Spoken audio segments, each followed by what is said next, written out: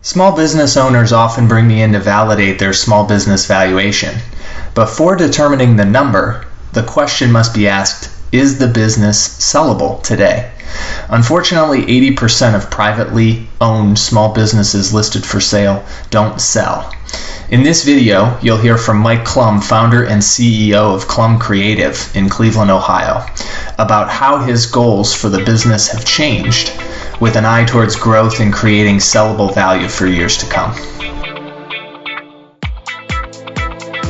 When I first started, it was just like, I just liked getting better at video, and because I was doing everything up until about $400,000 in annual revenue, I did everything. So there was a year at 22, I made essentially $300,000 net profit off 300 or something thousand, because I had like a part-time hourly employee and I had an office, and outside of that, I just made everything.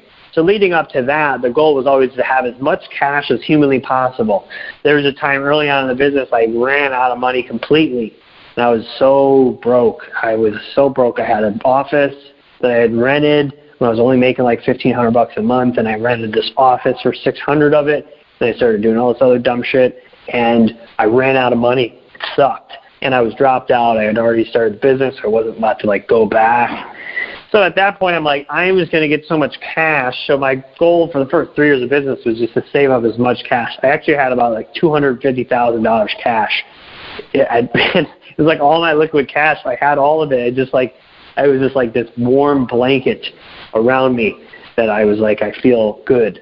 And I didn't spend any of it. I just tried to save up as much money. I didn't even put it in a mutual fund. It was just in some checking account there. And then I spent all of it on the business, and then I was able to get up to about $1 million.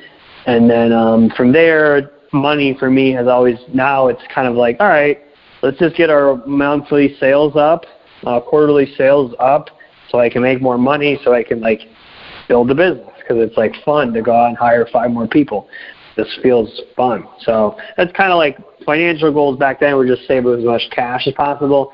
Now it's just like, let's just build a really solid business that 5 to 15, 25 years down the road, it's just like this huge machine of money, that like I could make a lot of money now, but if I just keep reinvesting, it could get really, really big, So that's kind of how I think about it. And I'm lucky that I don't really care about any items. I don't really care about clothes or my car or my house.